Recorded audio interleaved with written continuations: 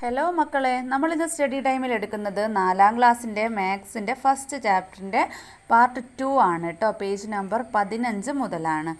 അപ്പോൾ പാർട്ട് 1 കണ്ടിട്ട് ഇത് കാണുക കേട്ടോ. അതിന് വേണ്ടിയിട്ട് ക്ലാസ് 4 മാത്സ് എന്നുള്ള പ്ലേലിസ്റ്റ് ചെക്ക് ചെയ്താൽ മതി. വേറെ ഏതെങ്കിലും സബ്ജക്റ്റാണ്, വേറെ ഏതെങ്കിലും ക്ലാസ്സിലത്തതാണ് വേണ്ടെങ്കിലും നിങ്ങൾ പ്ലേലിസ്റ്റ് ഒന്ന് ചെക്ക് ചെയ്ത് നോക്കിയാൽ മതി കേട്ടോ. സബ്ജക്റ്റും ക്ലാസ്സും ഉണ്ടാവുകയും. അപ്പോൾ നമുക്ക് പെട്ടെന്ന് തന്നെ പാഠഭാഗത്തിലേക്ക് കടക്കാം. അപ്പം നമ്മൾ റെക്റ്റാങ്കിളിൻ്റെ സ്പെഷ്യാലിറ്റീസ് ഒക്കെ പഠിച്ചു അല്ലേ. ഇനി നമുക്ക് പഠിക്കാനുള്ളത് write down the peculiarities of a square. ഒരു ചതുരത്തിൻ്റെ, ഒരു സ്ക്വയറിൻ്റെ പ്രത്യേകതകളാണ് പഠിക്കാനുള്ളത്. അപ്പോൾ സ്ക്വയർ എന്ന് പറഞ്ഞാൽ എന്താണ്? A rectangle with all 4 sides of the same length is called a square അല്ലേ. 4 വശങ്ങളും ഒരേ നീളമുള്ള റെക്റ്റാങ്കിളിനെയാണ് നമ്മൾ എന്ത് പറയുന്നത്? സ്ക്വയർ എന്ന് പറയുന്നത്. All squares are rectangles. എല്ലാ ചതുരങ്ങളും എന്താണ്? റെക്റ്റാങ്കിൾസ് ആണല്ലേ. എല്ലാ സ്ക്വയേഴ്സും റെക്റ്റാങ്കിൾ ആണ്. But all rectangles are not squares. അത് മനസ്സിലാക്കി വെക്കുക. എല്ലാ സ്ക്വയേഴ്സും റെക്റ്റാങ്കിൾസ് ആണ്, പക്ഷേ എല്ലാ റെക്റ്റാങ്കിൾസും സ്ക്വയേഴ്സ് അല്ല.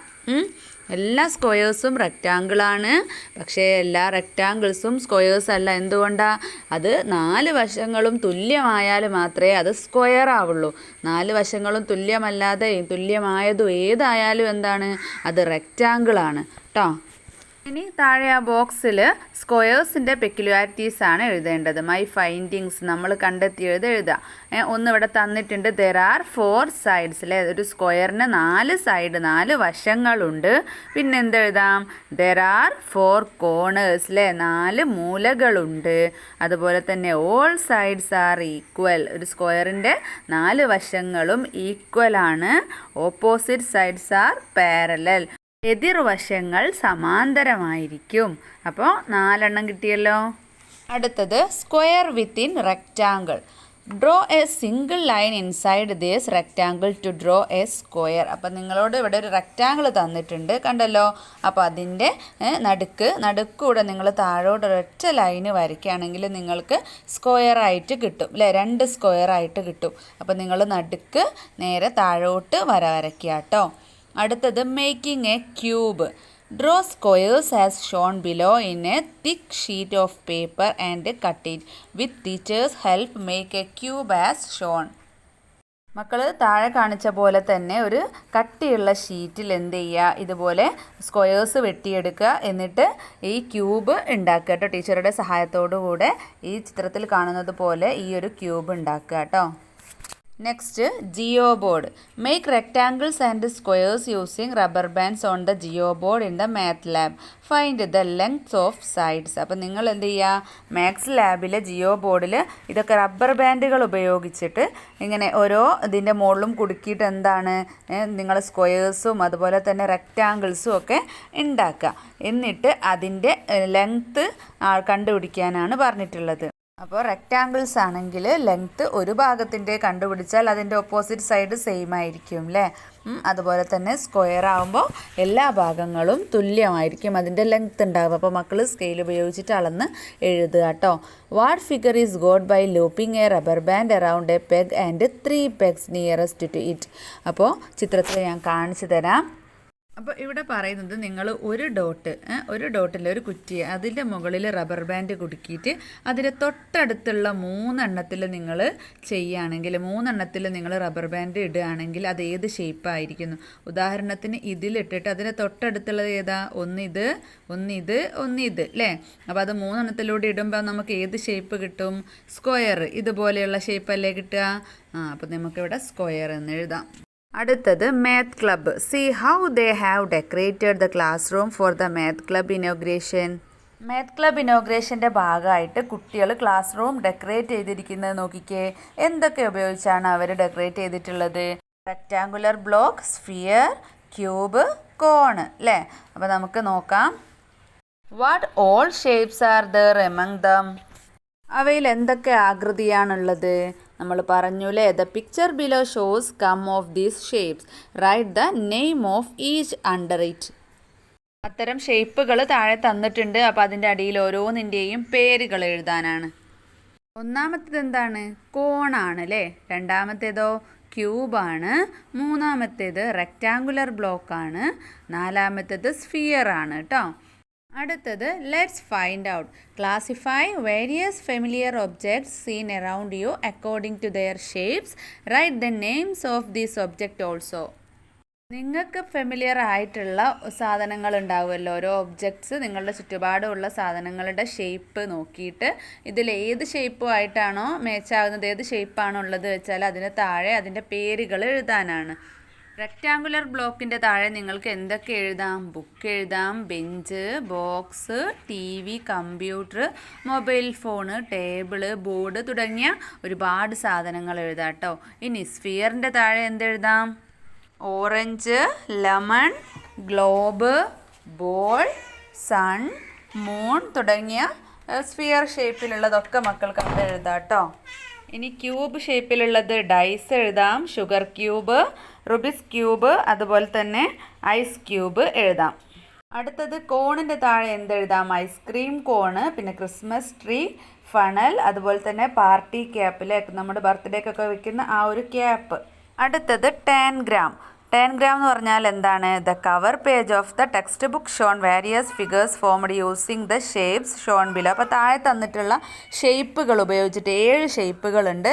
ആ ഷേപ്പുകൾ ഉപയോഗിച്ചുണ്ടാക്കാൻ പറ്റിയ പിക്ചേഴ്സ് നിങ്ങളുടെ ടെക്സ്റ്റ് ബുക്കിൻ്റെ ബാക്ക് ഭാഗത്തുള്ള ചട്ടവിൻ്റെ മുകളിലായിട്ട് കുറച്ച് പിക്ചേഴ്സ് തന്നിട്ടുണ്ട്.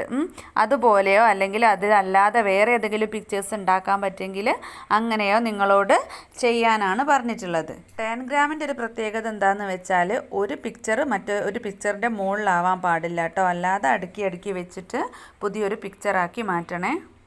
ടെക്സ്റ്റ് ബുക്കിൻ്റെ ബാക്ക് ഭാഗത്തുള്ള പിക്ചേഴ്സാണ് കേട്ടോ ഇതൊക്കെ. അപ്പോൾ ഇതോ അല്ലെങ്കിൽ വേറെയോ നിങ്ങൾക്ക് ചെയ്യാം. ഇനി പേജ് നമ്പർ 18 ലാസ്റ്റ് പേജ് വർക്കാണ്. ഫസ്റ്റ് വർക്ക് എന്താ? Tick the rectangles in the figure below, colour the square with red. അപ്പം നിങ്ങൾ റെക്റ്റാങ്കിളിന് എന്താണ് ടിക്ക് നൽകുക, സ്ക്വയറിന് നിങ്ങൾ റെഡ് കളറ് കൊടുക്കുക. ഞാനിവിടെ ഒരു കുത്തിട്ടിട്ടേ ഉള്ളൂ കേട്ടോ, നിങ്ങൾ നന്നായിട്ട് കൊടുക്കുക. ഇനി second question, Manu is making A greeting card. Manu ഒരു ഗ്രീറ്റിംഗ് കാർഡ് ഉണ്ടാക്കുകയാണ്. He pasted colored string along all 4 sides of a square of sides 8 centimeters. 8 centimetre ആണ് ഓരോ സൈഡും ഉള്ളത്. അപ്പോൾ ആ ഒരു ചതുരത്തിൻ്റെ ആ ഒരു സ്ക്വയറിൻ്റെ 4 വശങ്ങളിലും നിറമുള്ള ചരടൊട്ടിച്ചു. What is the total length of the string he used. അപ്പോൾ അവൻ ഉപയോഗിച്ച ആ ഒരു സ്ട്രിങ്ങിൻ്റെ ടോട്ടൽ ലെങ്ത് എത്രയായിരിക്കുന്നു. അപ്പം നമുക്ക് സ്ക്വയറാണ് തന്നിട്ടുണ്ട്, 8 സെൻറ്റിമീറ്റർ ആണ് ഒരു വശത്തിൻ്റെ നീളം എന്നും തന്നിട്ടുണ്ട്. അപ്പോൾ സ്ക്വയർ എന്ന് പറഞ്ഞാൽ നമുക്കൊക്കെ അറിയാം 4 ഭാഗവും സെയിം ആയിരിക്കും അല്ലേ, 4 സൈഡും സെയിം ആയിരിക്കും. അപ്പം 4 8 എത്രയാന്ന് കൂട്ടി നോക്കിയാൽ പോരെ? 4 × 8 എത്രയാ? ഒരു 8 8, 2 8 16, 3 8 24, 4 8 32 സെൻറ്റിമീറ്റർ ആണ് കേട്ടോ. ഇനി മൂന്നാമത്തെ question, draw a rectangle in the note book using A rectangle card. Rectangle card ഉപയോഗിച്ച് നിങ്ങളുടെ നോട്ട് ബുക്കിൽ റെക്റ്റാങ്കിൾ വരയ്ക്കാം. Draw squares on both the shorter and longer sides using A ruler. അപ്പം നിങ്ങൾ സ്കെയിൽ ഉപയോഗിച്ചിട്ട് അതിൻ്റെ ചെറിയ സൈഡിലും വലിയ സൈഡിലും എന്താണ് സ്ക്വയർ വരയ്ക്കുക. Measure their sides and write them down. എന്നിട്ട് അതിൻ്റെ അളവുകൾ മെഷർ ചെയ്ത് എഴുതുക കേട്ടോ. ഇനി fourth question, the length of the side of some figures are given below. അപ്പോൾ താഴെ കുറച്ച് ചിത്രത്തിൻ്റെ ലെങ്ത്ത്, ഓരോ വശത്തിൻ്റെ നീളങ്ങൾ തന്നിട്ടുണ്ട്. Which of them can be used to draw a rectangle. ഏത് അളവുകൾ ഉപയോഗിച്ചിട്ടാണ് നിങ്ങൾക്കൊരു റെക്റ്റാങ്കിൾ വരയ്ക്കാൻ പറ്റുക? അതിന് റെക്റ്റാങ്കിളിൻ്റെ പ്രത്യേകത എന്താണ്? റെക്റ്റാങ്കിളിൻ്റെ 2 വശങ്ങൾ ഓപ്പോസിറ്റ് സൈഡ്സ് ഈക്വൽ ആയിരിക്കും അല്ലേ, തുല്യമായിരിക്കും. അപ്പോൾ 2 സൈഡ് സെയിം 2 സൈഡ് സെയിം അങ്ങനെ കിട്ടിയാലാണ് എന്ത് നമുക്ക് റെക്റ്റാങ്കിൾ വരയ്ക്കാൻ പറ്റുക. അപ്പോൾ അത് ഫസ്റ്റത്തെ എ 5 8 6 7 അത് പറ്റുമോ? ഇല്ല അല്ലേ, 4 അളവുകളാണ്. ഇനി ബി നോക്കിക്കേ, 5 6 7 9 അത് പറ്റുമോ? പറ്റൂല അല്ലേ. ഇനി സിയോ 5 8 5 8 അപ്പോൾ അത് പറ്റും അല്ലേ, 2 5ഉം 2 8ഉം അപ്പോൾ അത് പറ്റും. ഇനി ഡി പറ്റുമോ? 8 8 5 8 പറ്റൂല അല്ലേ. ഇനി fifth question, which of the lengths below cannot be used to draw a square. താഴെ കുറച്ച് അളവുകൾ തന്നിട്ടുണ്ട്, ലെങ്ത് തന്നിട്ടുണ്ട്. അപ്പോൾ അത് ഉപയോഗിച്ചിട്ട് സ്ക്വയർ വരയ്ക്കാൻ പറ്റാത്തത് ഏതാണെന്നാണ് ചോദിച്ചിട്ടുള്ളത്. അപ്പോൾ എ നോക്കിക്കുക, ലെങ്ത് ഓഫ് ഈച്ച് സൈഡ് 8. ഒരു സ്ക്വയറിൻ്റെ എല്ലാ ഭാഗവും എല്ലാ സൈഡും എന്താണ്, 8 ആണ് ലെങ്ത്ത് എന്ന്. അപ്പോൾ സ്ക്വയർ വരയ്ക്കാൻ പറ്റുമോ? പറ്റൂലേ. സ്ക്വയറിൻ്റെ പ്രത്യേകത എന്താണ്? എല്ലാ വശങ്ങളും തുല്യമാണ്. ഇനി ബിയോ 5 5 5 5 4 5 ആണ് ഉള്ളത്. അപ്പം സ്ക്വയർ വരയ്ക്കാമല്ലോ, സെയിം അല്ലേ, അപ്പോഴും വരയ്ക്കാം. ഇനി സിയോ ഓൾ 4 സൈഡ് 6, 4 വശങ്ങളും 6 സെൻറ്റിമീറ്റർ ആണ്, അപ്പോഴും സ്ക്വയർ വരയ്ക്കാം. ഇനി ഡി 5 5 6 6, അങ്ങനെയാണെങ്കിൽ വരയ്ക്കാൻ പറ്റുമോ? ഇല്ലല്ലേ, 4ഉം തുല്യ അളവുകളല്ല. അപ്പോൾ ഡി ആണ് വരയ്ക്കാൻ പറ്റാത്തത്. ഇനി 6th ക്വസ്റ്റ്യൻ, ഇവിടെ ഒരു പാറ്റേൺ തന്നിട്ടുണ്ട്. Which is the next picture? അപ്പോൾ ഫസ്റ്റ് ഒരു വലിയൊരു സ്ക്വയറിൻ്റെ മുകളിൽ ചെറിയൊരു സ്ക്വയർ വലതുഭാഗത്ത്, പിന്നെ അതേ ഭാഗത്ത് തന്നെ താഴെ, പിന്നെ ഇടതുഭാഗത്ത് താഴെ, പിന്നെ എവിടെയായിരിക്കും വരിക? ഇടതുഭാഗത്ത് മുകളിൽ അല്ലേ. അപ്പോൾ ഏതാണ് ഇതിൽ താഴെ? എ ബി സി ഡി, ഏതാണ് ഉത്തരം? സി ആയിരിക്കും അല്ലേ. അപ്പോൾ ഇത്രയാണ് മക്കളെ ഈ ഒരു പാഠഭാഗത്തിലുള്ളത്. മക്കൾക്ക് ക്ലാസ് മനസ്സിലായിട്ടുണ്ടെങ്കിൽ ലൈക്ക് ചെയ്യാനും ഷെയർ ചെയ്യാനും സബ്സ്ക്രൈബ് ചെയ്യാനും മറക്കരുത്. നമുക്ക് സ്റ്റഡി ടൈമിൻ്റെ മറ്റൊരു ക്ലാസ്സിൽ കാണാം.